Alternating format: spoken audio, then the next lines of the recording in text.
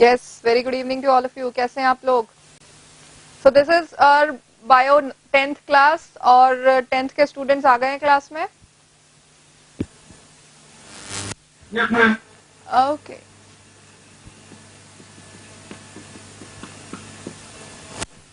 चलिए, तो आज हमारी फर्स्ट क्लास है, तो सबसे पहले मैं अपना इंट्रोडक्शन दे देती हूँ, फिर हम क्लास स्टार्ट करते हैं. My name is Vinisha Bawa and I will be taking your biology. आज हम बायो 10th की क्लास स्टार्ट कर रहे हैं. आप लोग की फर्स्ट क्लास है, तो मैं आपको इसका रीजन बता देती हूँ कि हम लोग 9th 10th के लिए यहाँ पर क्यों आते हैं, क्यों पढ़ रहे हैं. आप लोग तो खैर बहुत ही ज्यादा लकी हैं, आप लोग अपने शहर में पढ़ पा रहे हैं. कोटा की एजुकेशन की फील आपको आपके सिटीज में मिल रही है, अदरवाइज इतनी दूर से बच्चे यहाँ पढ़ने आते हैं. ओके, सो ये हमारा जो 9th और 10th का प्रोग्राम होता है, इसमें एक बेस प्रिपेयर करा जाता है, स्टूडेंट्स का बेस बनाया जाता है जो आगे इंजीनियरिंग और मेडिकल के एंट्रेंस के लिए जाना चाहें. तो ये हमारा रीजन होता है यहाँ पर आने का. अब इसके लिए देखिए, आप लोग मेडिकल के लिए जाना चाहें या फिर आप इंजीनियरिंग के लिए जाना चाहें, फिजिक्स केमिस्ट्री दो तो आपको कॉमन सब्जेक्ट्स मिलेंगे जिसका बेस आपके लिए इंपॉर्टेंट होगा. इसके अलावा बायो और मैथ्स में से आपको चूज करना पड़ेगा which is a subject of your interest. आपके इंटरेस्ट का कौन सा सब्जेक्ट है. तो यहाँ पर कितने सारे स्टूडेंट्स हैं जो आगे मेडिकल के एग्जाम के लिए जाना चाहते हैं. नीट जिसको हम कहेंगे, नया एग्जाम आया है आपका नीट, उसके लिए प्रिपेयर करना चाहते हैं. कितने स्टूडेंट्स डॉक्टर बनना चाहते हैं. 1 आप ही होंगे उसमें. Yes, okay. चलिए, यूजुअली देखा जाता है लड़कियां ही डॉक्टर बनना चाहती हैं and boys like going for engineering, ऐसा मोस्टली देखा जाता है, क्योंकि सबको ऐसा लगता है भाई बायो में बहुत रट्टाफिकेशन होता है, रट के पढ़ना होता है, रट के पास होना होता है. पर अगर आप बायो को समझते हैं अपने फिजिक्स केमिस्ट्री की तरह, तो ऐसा आपको नहीं लगेगा. बायो यूजुअली लोग पढ़ते हैं भूलने के लिए. अगर आप इसको याद रखें, इसको शेयर करें, डिस्कस करें अपने पेरेंट्स के साथ, अपने फ्रेंड्स के साथ, तो ये भी आपके लिए बहुत ही इंटरेस्टिंग हो जाएगा. And trust me, it is the only subject which person of any as can understand. किसी भी एज ग्रुप के इंसान को आप बायो का कोई भी टॉपिक समझाएंगे वो समझ में आएगा साधारण भाषा में, नॉट इन टेक्निकल लैंग्वेज. तो चलिए, दिस इज ऑन यू, आपके ऊपर है. अभी तो हम लोग 9 10th के लिए प्रिपेयर कर रहे हैं, और इसके साथ अपना बेस आप लोग स्ट्रॉन्ग रखेंगे तो आपको बहुत बेनिफिट मिलेगा. काफी सारी चीजें ऐसी हैं जो हम आपको इस तरह से पढ़ाएंगे कि आगे आप 11th 12th में अगर ऑप्ट करते हैं इंजीनियरिंग और मेडिकल के लिए तो आपको प्रॉब्लम नहीं आएगी. और कुछ क्वेश्चंस भी आपको मैं बीच में पुट अप करती जाऊंगी जो नीट से रिलेटेड हैं, ताकि आप लोग को थोड़ा सा कॉन्फिडेंस गेन होगा that you can go for this exam. Okay, so today we are starting with life processes, जो हमारा फर्स्ट टॉपिक है 10th का, उससे हम स्टार्ट करेंगे. This is very basic thing. Life processes जो आप पढ़ते हैं बहुत ही बेसिक होता है, सिंपल सी चीज है. अगर आप डिस्टिंग्विश करना चाहें एक लिविंग और नॉन लिविंग में, लिविंग और नॉन लिविंग थिंग में डिस्टिंग्विश करना चाहें, आप किसी प्लैनेट पर लैंड करते हैं, किसी दूसरे प्लैनेट पर, वहां आप देखना चाहते हैं कि कौन सी चीज लिविंग है, कौन सी नॉन लिविंग है, तो लाइफ प्रोसेसेस से आपको पता लग सकता है क्या लिविंग है क्या नॉन लिविंग है. And there are 7 life processes. बता सकते हैं इसके बारे में आप मुझे. चलिए, तो मैं आपसे पूछ रही थी कितने लाइफ प्रोसेसेस के बारे में आप जानते हैं. टोटल 7 लाइफ प्रोसेसेस होते हैं. नाम बता सकते हैं आप मुझे.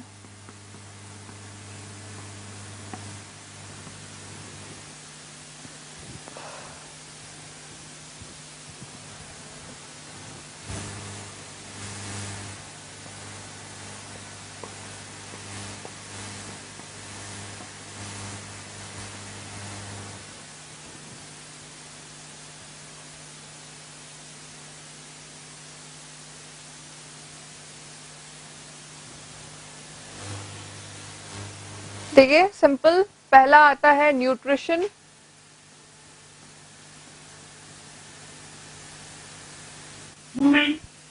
Okay, movement. अच्छा, आप लाइफ प्रोसेसेस बता रहे हैं. First nutrition, then yes movement,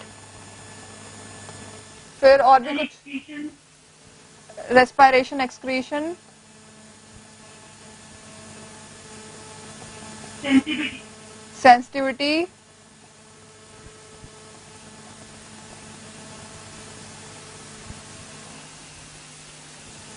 growth and reproduction. So these are 7 life processes. ठीक है. फर्स्ट लाइफ प्रोसेस है nutrition.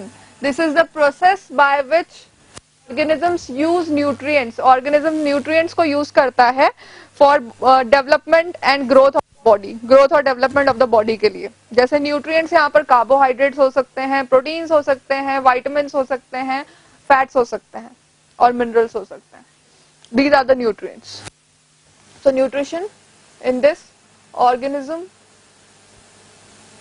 consumes food and its nutrients help in growth and development of the body. Growth and development of the body या फिर functioning of the body, कुछ भी लिख सकते हैं. ये बहुत ही सिंपल डेफिनेशन है न्यूट्रिशन की, जो आप एक बार पढ़ेंगे समझेंगे तो आपको याद रहेगी.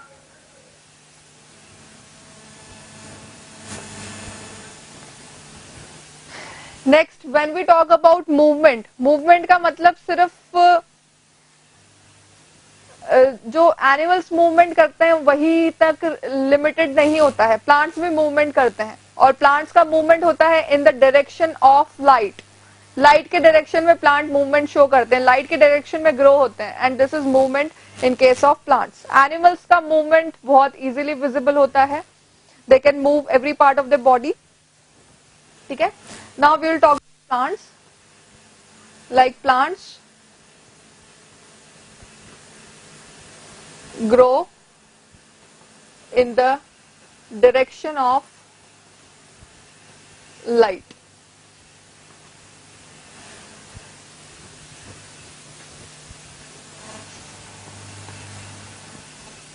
रेस्पिरेशन, देखिए रेस्पिरेशन का मतलब सिर्फ यहां पर ब्रीदिंग नहीं होता है.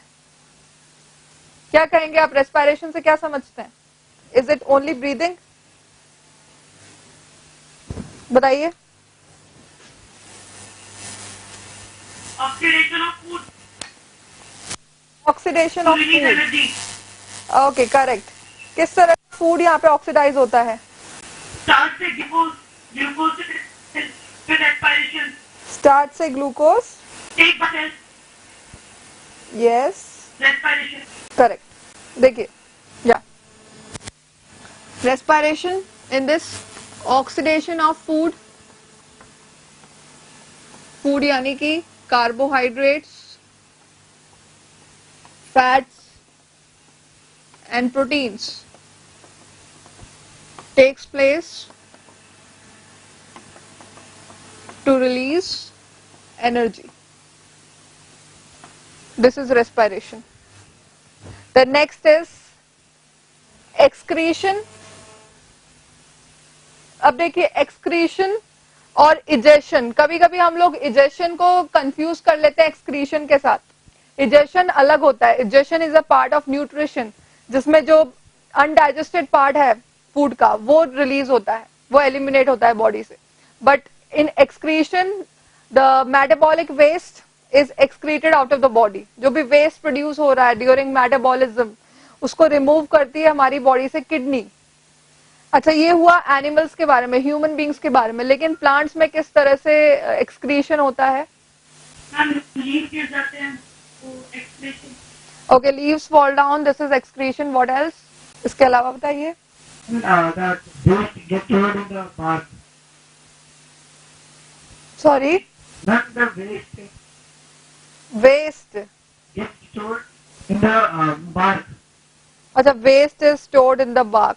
अच्छा, एक डायरेक्ट प्रोसेस मैं आपसे पूछ रही हूँ. जैसे किडनीज रिमूव करती हैं मेटाबॉलिक वेस्ट को, वैसे ही वेस्ट प्लांट्स में किस तरह से रिमूव होता है?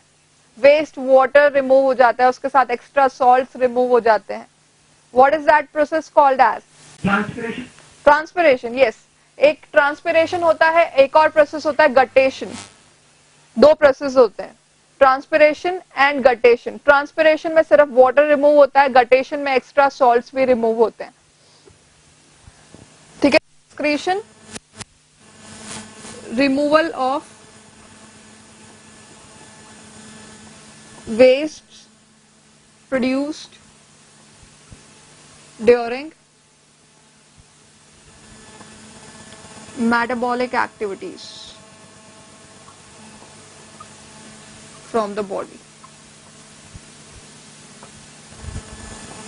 by transpiration and guttation in plants. अभी हम ब्रीफ आइडिया ले रहे हैं इन सभी प्रोसेसेस का. We will discuss them in detail. See, oxygen is remove through photosynthesis, लेकिन ऑक्सीजन एक वेस्ट नहीं होता है. ऑक्सीजन प्लांट्स यूटिलाइज भी करते हैं रेस्पिरेशन के लिए, लेकिन इन्हीं के अंदर CO2 जो प्रोड्यूस होती है by respiration is removed through stomata. तो that thing is also linked to transpiration, क्योंकि ट्रांसपिरेशन की वजह से ही स्टोमेटा की ओपनिंग और क्लोजिंग होती है. Sensitivity is a simple process. देखिए, सेंसिटिविटी एनिमल्स भी शो करते हैं और प्लांट्स भी शो करते हैं. आप ह्यूमन बींग्स खुद की बात करें तो एनवायरमेंट के अकॉर्डिंग जो हम हमारी बॉडी चेंजेस डेवलप करती है उसको कहा जाता है sensitivity.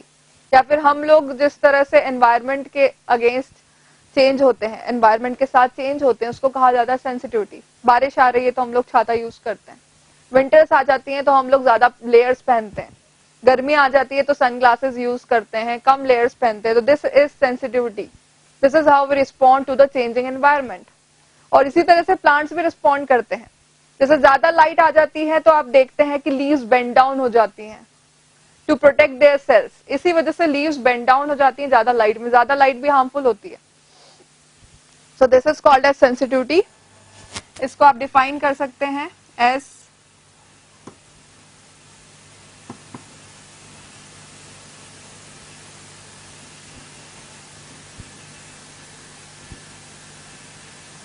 response of the body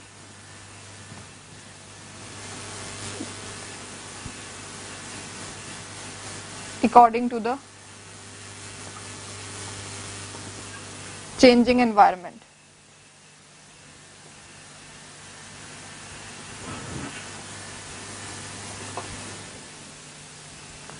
Is sensitivity. Growth is increase in size cells, इसको कहा जाता है growth.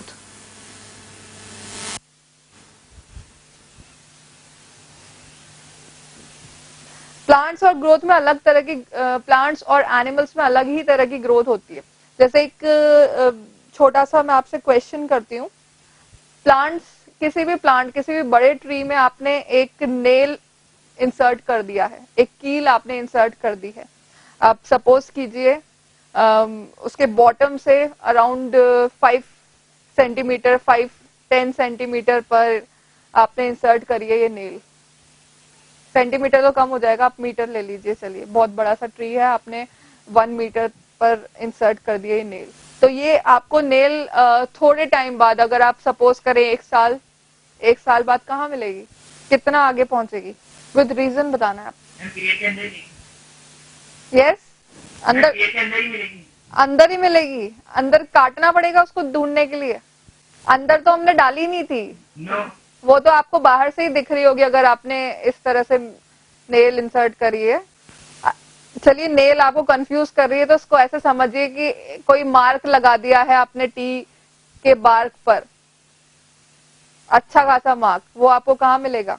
Will it be at the same height या फिर थोड़ा सा ऊपर, थोड़ा सा नीचे, बहुत ऊपर, बहुत नीचे, कहाँ मिलेगा? Height will depend on upon the growth pattern of the. ऊपर मिलेगा. The nail will grow up in height. Nail भी ग्रो हो जाएगा. ओके, चलिए, बहुत ही प्यारे प्यारे आंसर मिल रहे हैं आप लोगों से.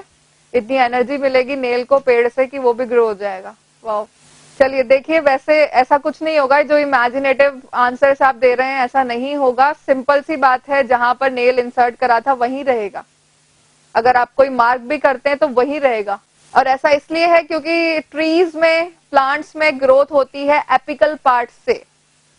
एपिकल पार्ट्स मतलब this is a tree, this is a plant, यहाँ पर इसका जो एपिकल रीजन है, this is the apical meristem, ये ग्रो करता है, इस डायरेक्शन में ग्रोथ होती है, यहाँ से कोई फर्क नहीं पड़ता है।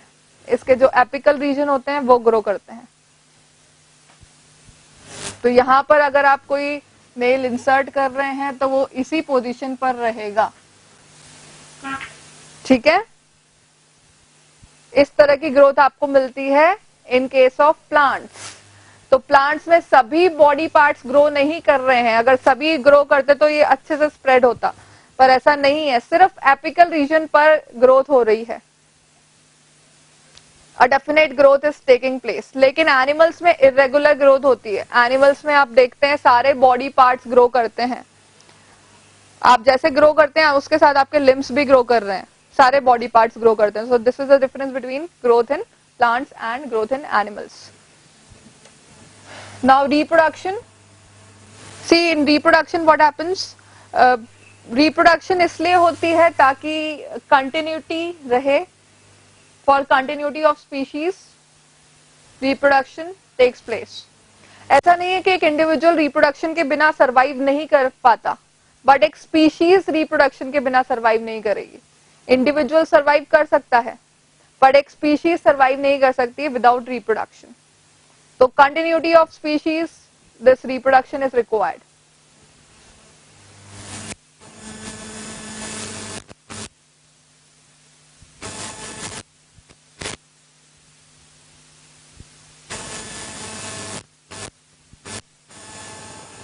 एक ऑर्गेनिज्म से नया ऑर्गेनिज्म बनता है, ऑर्गेनिज्म अपनी ऑफस्प्रिंग बनाते हैं, इसको कहा जाता है रिप्रोडक्शन। अब reproduction is not limited to organismic reproduction, cell भी रिप्रोड्यूस होते हैं, सेल के कंटेंट्स भी रिप्रोड्यूस होते हैं, इसको भी आप रिप्रोडक्शन कहते हैं।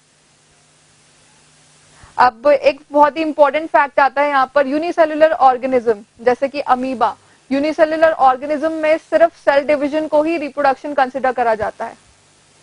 सेल डिवाइड हो रहा है, नया सेल बन रहा है, इसका मतलब नया ऑर्गेनिज्म बन रहा है, that is reproduction in case of unicellular organism. तो इसको लिख लीजिए आप।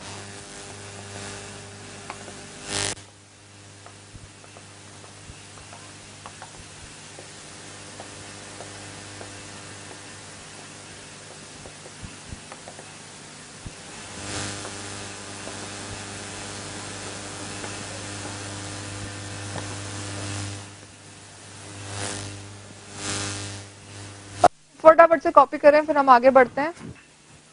And let me know if you have any doubt till here, या फिर सब क्लियर है एवरीवन। चलिए अब मैं आपको बहुत इंटरेस्टिंग स्लाइड्स भी दिखाती हूँ इन्हीं प्रोसेसेस से रिलेटेड, ताकि आपको और क्लियर हो जाए। Then we will proceed. Meaning of NOK, अच्छा बेटा ये NOK नहीं है, ये थोड़ी सी डॉक्टर्स वाली राइटिंग है, this is NOTE, note. Now we will see this slide,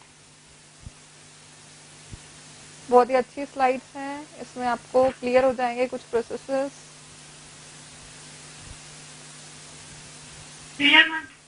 okay, see this first slide is explaining you movement. Movement कैसे होता है ये देखिए। So movement, first slide you can see, सभी को नजर आ रही है स्लाइड?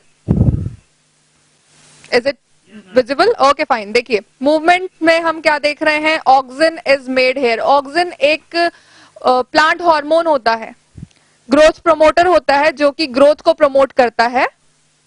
अब ये ऑक्सिन यहाँ पर एपिकल पार्ट में प्रोड्यूस हो रहा है,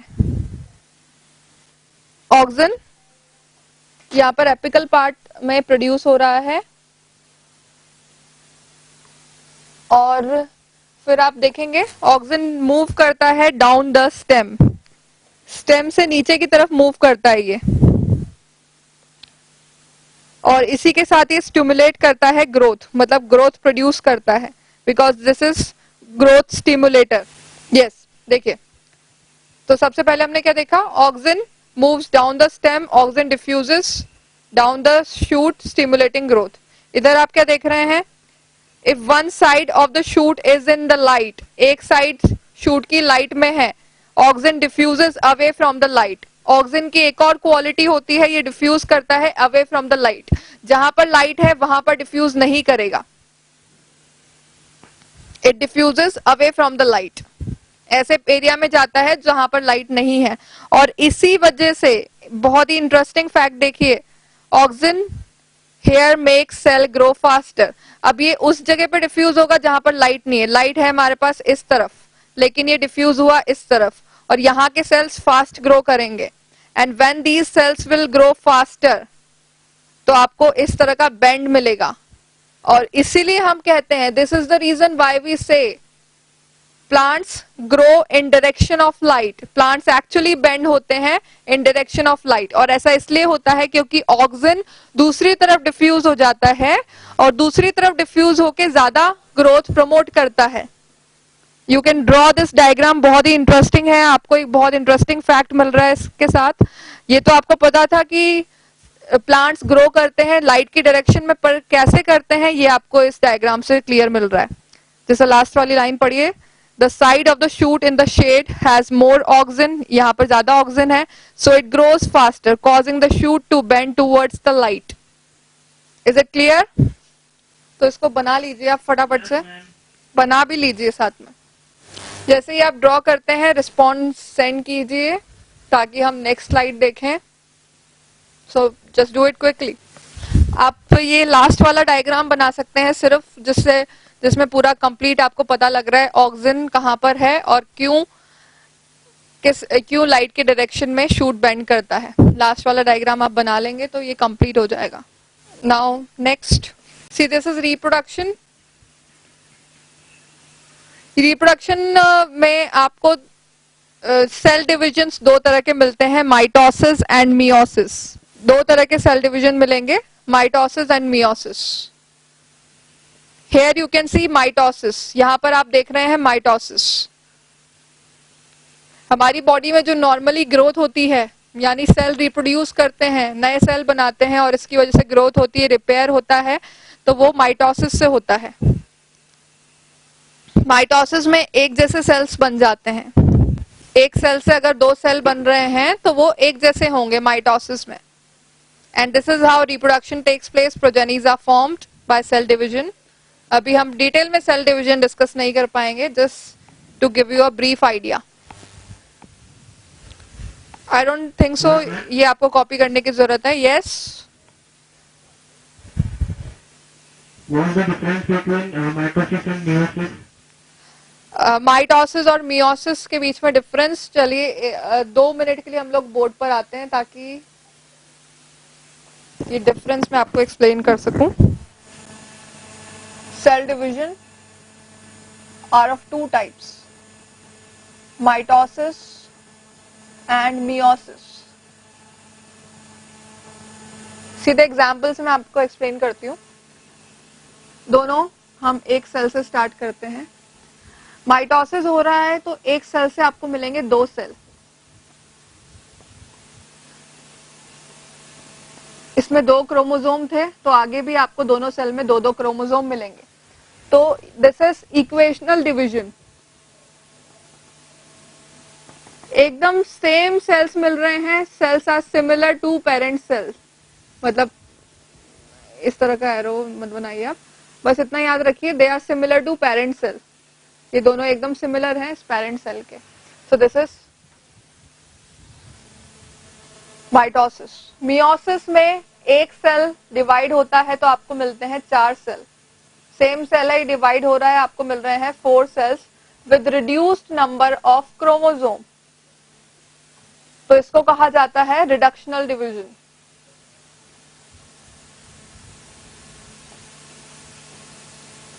ऐसा मियोसिस जनरली होता है रिप्रोडक्शन के टाइम पर, और वहां पर गैमेट्स जो बनते हैं, जैसे ये एक गैमेट है, एक मेल गैमेट और एक गैमेट, दोनों फ्यूज होते हैं और ये फिर से पूरा कंप्लीट सेट बना देते हैं। इसीलिए हम लोगों में कैरेक्टरिस्टिक्स दोनों ही पेरेंट्स के आते हैं। This is the difference. Okay, now back to the slides. हाँ जी बोले। Why do cells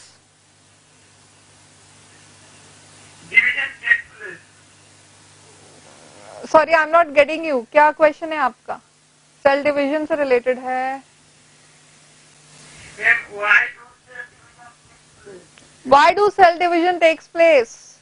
देखिए सेल डिवीजन इसलिए होता है, सिग्निफिकेंस तो इसके काफी सारे हैं। ग्रोथ के लिए सेल डिवीजन होता है और मियोसिस होता है रिप्रोडक्शन के लिए, सेक्सुअल रिप्रोडक्शन के लिए। बट यूजुअली एक सेल डिवीजन इसलिए होता है क्योंकि this is a cell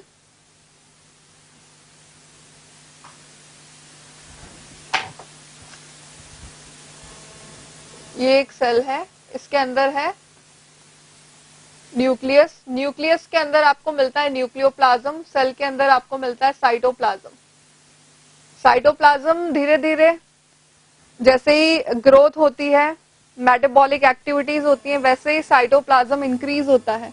but nucleoplasm remains same. Nucleoplasm में कोई इंक्रीज नहीं होता है, साइटोप्लाज्म में सिर्फ इंक्रीज होता है।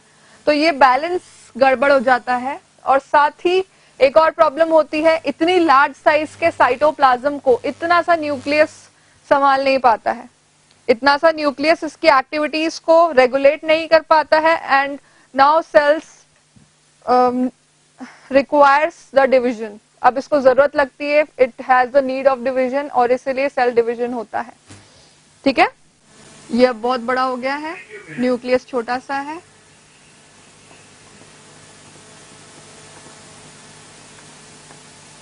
This is cytoplasm. This is the reason. Okay, now back to the slide. देखिए, now next is nutrition, digestion. अब देखिए न्यूट्रिशन को आप रिलेट करते हैं डाइजेशन से, क्योंकि डाइजेशन के थ्रू ही न्यूट्रिशन आपकी बॉडी को मिलता है। एक साइड आप देख रहे हैं ह्यूमन डाइजेस्टिव सिस्टम, दूसरी साइड आप देख रहे हैं एक प्लांट सेल। ठीक है, दूसरी साइड आप देख रहे हैं a plant cell. So what happens, there is a vacuole inside the plant cell. Plant cell के अंदर आपको मिल रहा है एक vacuole, and this vacuole, the central vacuole you can see, digest the food. एक plant cell के अंदर किस तरह से digestion होता है ये आप देख रहे हैं। This is a central vacuole. अब इसमें कुछ इस तरह की enzymes आपको मिलती हैं which help in this digestion process. Yes, you can see this. ये रहा यहाँ पर वैक्यूल, और वैक्यूल में आपको इस तरह की एंजाइम्स मिलती हैं which help in digestion. ये आपको वैक्यूल मिल रहा है, यहाँ पर डाइजेशन होता है, कुछ एंजाइम्स मिलती हैं which help in digestion. इस तरह का एनवायरनमेंट मिलता है जो कि डाइजेशन को फैसिलिटेट करता है। मतलब बाहर से कोई भी मॉलिक्यूल आता है और उस वैक्यूल में डाइजेस्ट हो जाता है। And on the other side what we can see, human digestive system, it starts from mouth. Mouth से स्टार्ट हो रहा है, फिर इसके बाद oesophagus which is the food pipe, और माउथ में ही आपको सलाइवरी ग्लैंड्स मिलते हैं जो इसको लुब्रिकेशन ऑफ फूड में हेल्प करते हैं, इसको सॉफ्ट बना देते हैं ताकि आगे ईसोफेगस से इजीली मूव कर सके। Then you can see stomach, next enter होता है ये स्टमक में, फिर स्मॉल इंटेस्टाइन, लार्ज इंटेस्टाइन। अब जो अनडाइजेस्टेड फूड है, the undigested part of the food is removed through this rectum. मतलब ये रेक्टम में स्टोर होता है, फिर यहाँ से लास्ट पार्ट से एनस से रिमूव हो जाता है। ये भी ड्रॉ करने की जरूरत नहीं है, just to make you understand the process of digestion. Okay, clear? Shall we proceed? ये कुछ ग्लैंड्स है जो कि हेल्प कर रहे हैं डाइजेशन में। Is it clear? ये स्लाइड क्लियर है? आगे बढ़े। देखिए लाइफ प्रोसेसेस में हमने पढ़ा है स्टार्टिंग फ्रॉम न्यूट्रिशन। न्यूट्रिशन अभी आप सामने देख रहे हैं। न्यूट्रिशन में हम देखते हैं कि किस तरह से हम कोई भी फूड प्रोडक्ट कंज्यूम कर रहे हैं, लाइक कार्बोहाइड्रेट्स, प्रोटीन्स, फैट्स आपकी बॉडी में जा रहे हैं, और किस तरह से ये बॉडी के ग्रोथ और डेवलपमेंट में हेल्प कर रहे हैं, न्यूट्रिशन प्रोवाइड कर रहे हैं। This is called as nutrition. अभी बेसिक आइडिया मैं आपको दे रही हूँ, इसको हम डिटेल में पढ़ेंगे। As this is our first class, तो मैं आपको पूरा बेसिक आइडिया दे रही हूँ लाइफ प्रोसेसेस के बारे में। तो सेकंड आता है रेस्पिरेशन, जिसमें हम देखते हैं ऑक्सीडेशन ऑफ फूड होता है। बाकी स्टूडेंट्स भी अगर आपको कंफ्यूजन था तो आप सुन लीजिए। जिसमें ऑक्सीडेशन ऑफ फूड होता है, फूड का ब्रेकडाउन होता है जिससे कि एनर्जी रिलीज होती है। इसी तरह से हमारी बॉडी को एनर्जी मिलती है बाय रेस्पिरेशन। थर्ड, मूवमेंट, जो अभी हमने लास्ट स्लाइड में देखा था। लाइट के डायरेक्शन में प्लांट्स मूव करते हैं, ग्रोथ शो करते हैं, this is movement. Human body में लिम्स अच्छे से मूव कर सकते हैं, पूरी बॉडी मूवमेंट शो करती है। Reproduction we have seen in last slide. Reproduction से नए ऑफस्प्रिंग बनते हैं, नए ऑर्गेनिज्म बनते हैं और कंटिन्यूटी ऑफ स्पीशीज होती है।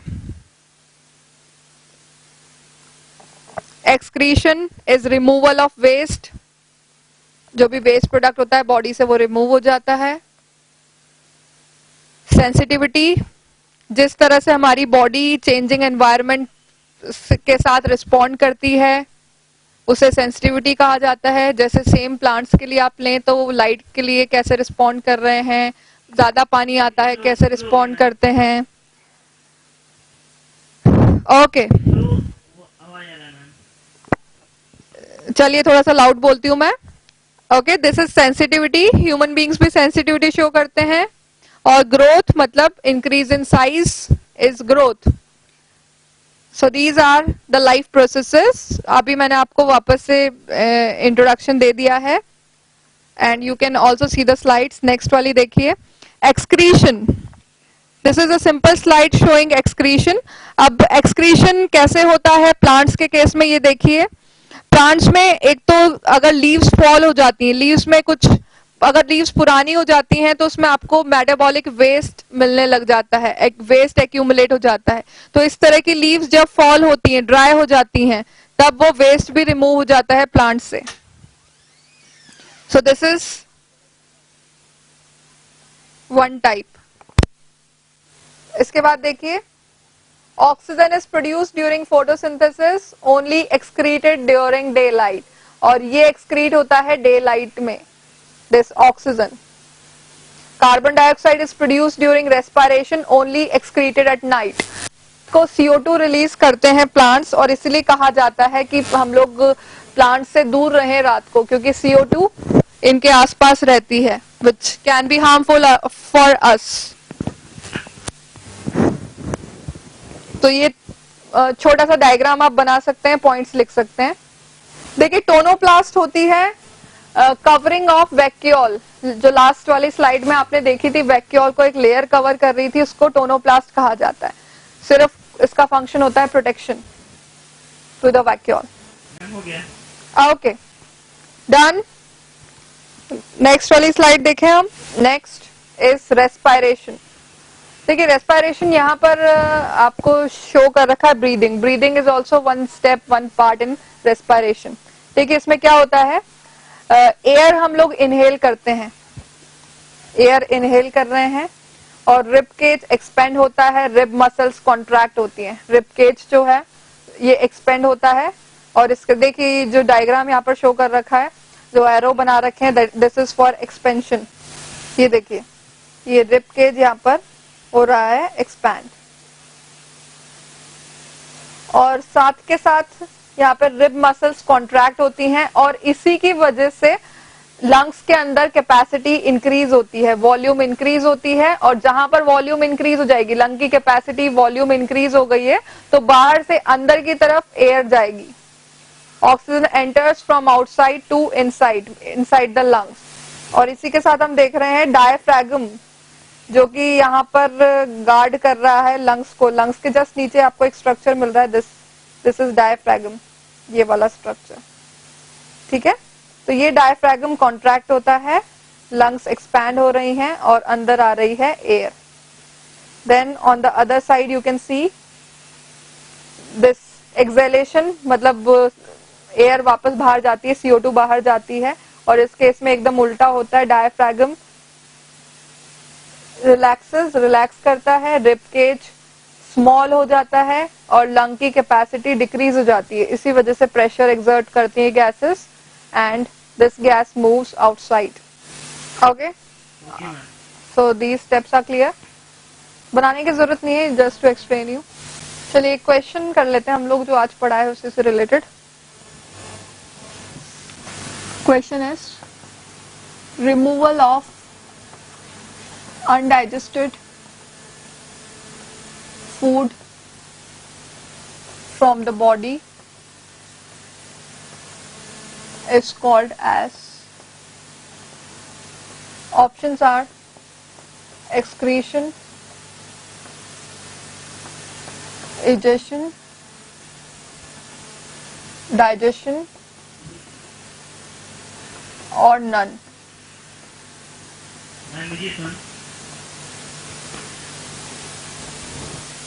Yes, I want everyone to participate in this.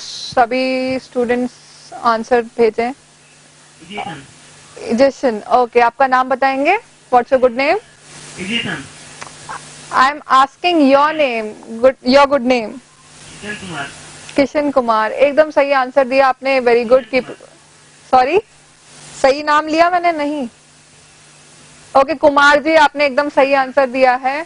और किशन कुमार जी, एकदम सही आंसर है आपका. Egestion is the correct answer.